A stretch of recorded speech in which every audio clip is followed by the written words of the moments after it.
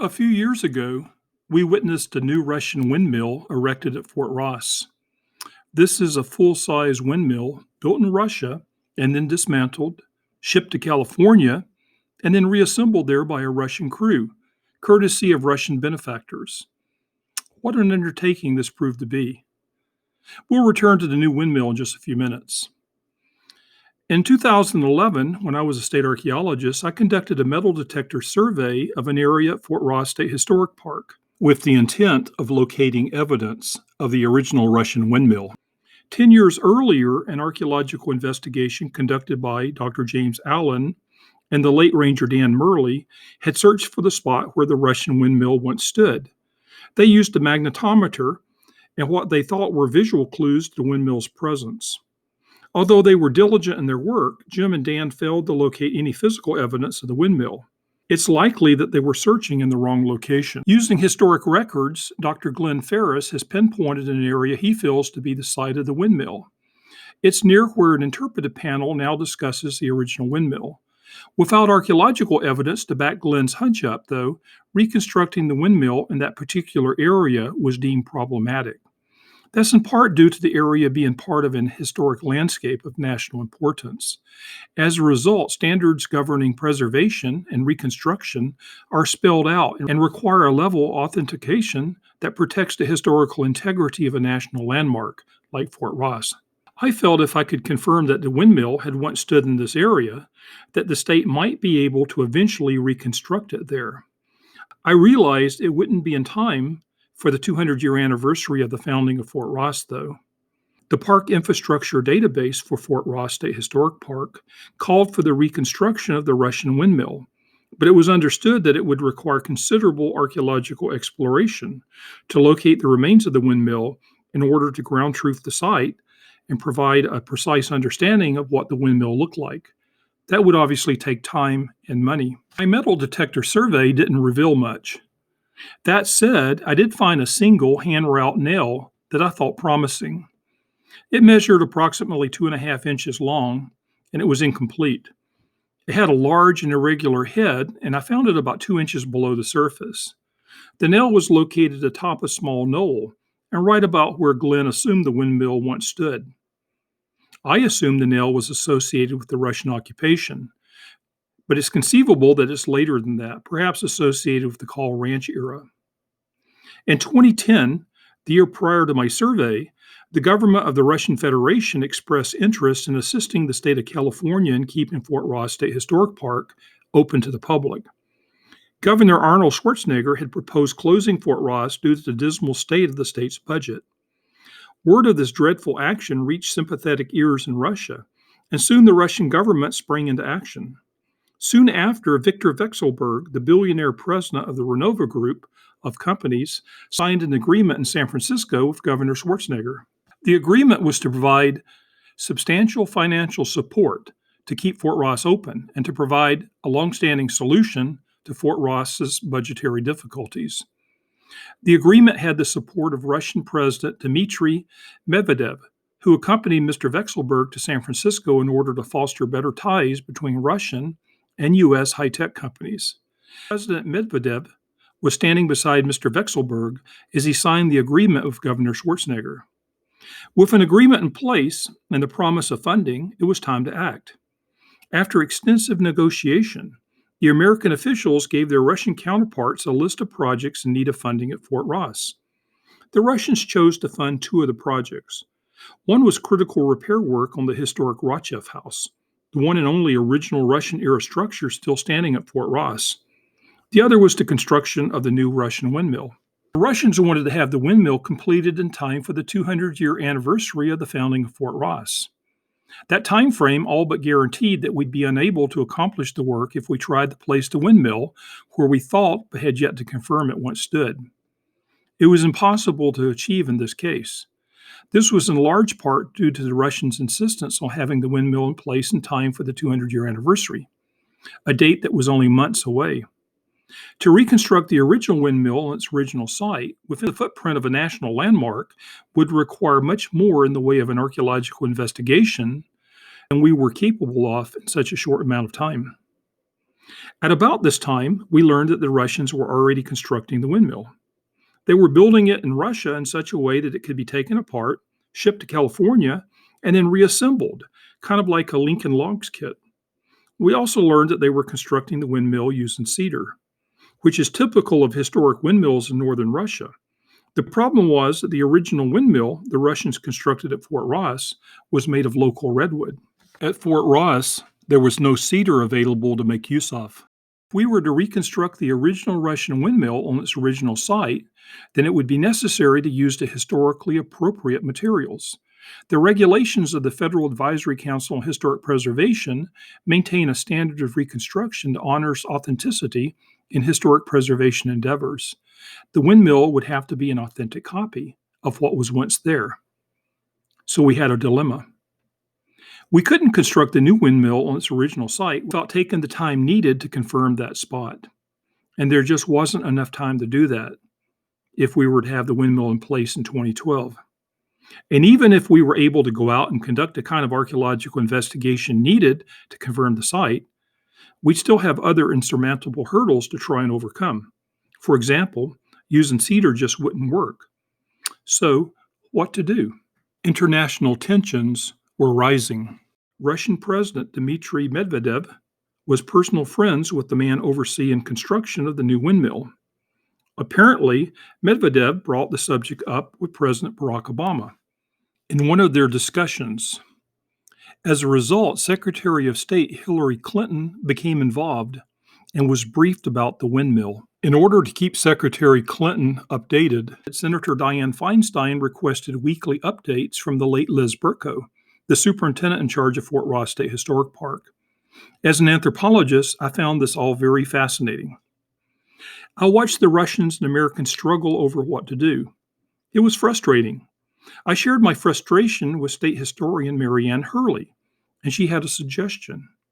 Actually, I think she saved a day, not to mention international diplomacy. Marianne had the idea of calling the new windmill an interpretive exhibit rather than an historic reconstruction. And she suggested constructing the new windmill outside the footprint of the historic landscape, where regulations concerning the authenticity of the building materials would be less restrictive. Her idea was brilliant. Initially, there was a considerable amount of friction between the Russians and Americans planning the windmill. I attended several of the planning meetings in Sacramento and tried to use my anthropological training to help the two sides communicate. I had the extra benefit of having worked in Russia. Regulations for historic reproductions differ between the U.S. and Russia, and this caused distrust on the part of the Russians. They didn't seem to understand why the windmill couldn't be erected where we believed it had once stood within the course of just a few months. They also questioned the budget suggested by the Americans, thinking it far too high. The budget reflected the level of archaeological excavations that would be required to ground truth the site and evaluate the evidence. And while that would be a costly undertaking, the budget did seem artificially high to me as well. However, when I presented Marianne's suggestion for calling the new windmill an interpretive exhibit and constructing it in a suitable location closer to the park's entrance and much more visible and accessible, the Russians gladly accepted. This eliminated the need for more than a cursory archaeological survey, which reduced the required cost. It also meant that we had a shot at getting the windmill erected in time for the 200-year anniversary. It was a win-win for everybody. For their part, the Americans were also distrustful in the beginning. Although it was state park managers who had compiled the list of projects in need of funding and then shared it with our Russian counterparts, they still wondered why the Russians chose the windmill project. When asked, I responded, "Because you asked them to fund it." This wasn't enough to persuade them, though. The necessary persuasion came a month or so later at one of our Russian-American planning meetings. A Russian historian with the Link of Times organization in New York attended the meeting and was asked to speak about Russian windmills. She explained that when Russians travel to a new place, they will often look to see two things. First, they look for a Russian Orthodox church, for that's how they feed their soul. And then they look for a Russian windmill, for that's how they feed their body. If they see both a church and a windmill, they feel at home. What she said made sense, and I could see that the Americans in attendance finally understood the importance of the windmill project to our Russian counterparts. From that point on, it was easier. It was agreed that we would identify a building site for the new windmill just outside the historic footprint of concern. I was tasked with leading a survey crew to find such a spot. On a pleasant winter day, I assembled a small crew of state park staff, including our landscape architect, maintenance supervisor, and environmental planner. We were joined by the tribal historic preservation officer of the Kushaya Band of Pomo Indians, the indigenous people of the Fort Ross area. It was the Kushaya who in 1812 allowed Ivan Kuskov to create Fort Ross at a place they call Matini. Because Matini is a place still held sacred by the Kushaya, it was necessary to get their agreement on just where to erect the new Russian windmill. After a day of walking and talking, we were able to identify two areas where we felt the new windmill could be constructed without impacting natural and cultural resources and be completed in time for the 200-year anniversary of the founding of Fort Ross. I prepared a report highlighting these two locations, and it was quickly presented to our Russian counterparts. They chose what I felt was the better of the two locations, and then all parties got to work. The architect Anton Maltsev of the Restoration Center in Moscow and architect Alexander Popov, the center's director, helped design the new windmill. It cost $300,000 and took 4 months to build the new windmill in Kirilov, Russia. The windmill was built using old drawings and the measurements of windmills constructed in the traditional Russian style.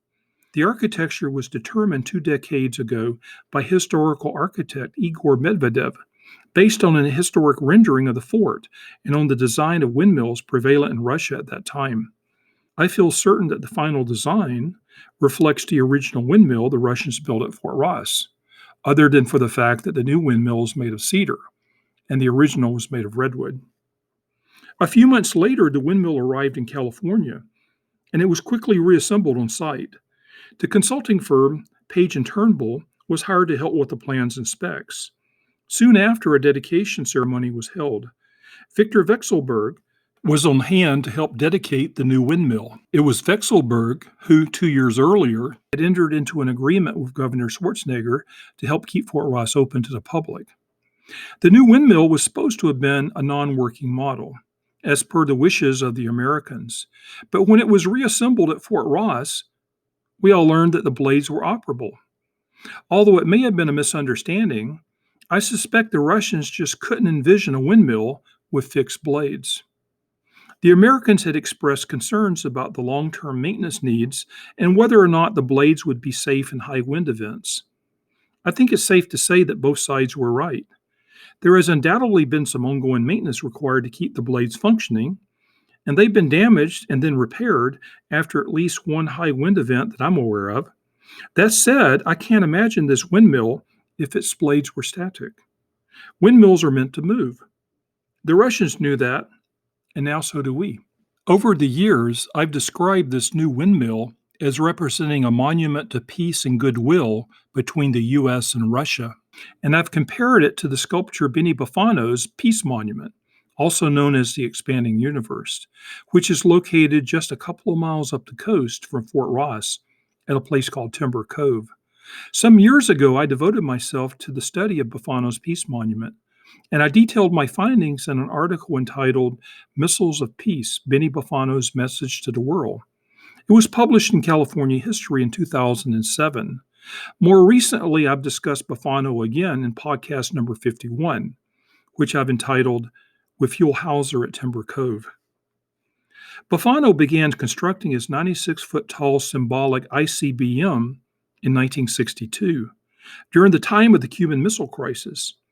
His peace monument was a plea to the people of the world, especially the Americans and Russians, to reject war and to seek peace and goodwill among one another. Bufano struggled throughout the 1960s to complete his sculpture, and during that time, the world seemed to spin further out of control, and it almost caught fire. The new Russian windmill reminds me that things are better today at least in terms of the relationship that exists between the Russian and American peoples. There is peace and goodwill among us. Bufano would have been tickled by that. On a clear day, you can almost see Bufano's peace monument from the new Russian windmill. In my mind, these two monuments, one Russian, one American, are perfectly wed in time and space. As such, they seem destined to share this coast together in peace and in goodwill for years to come.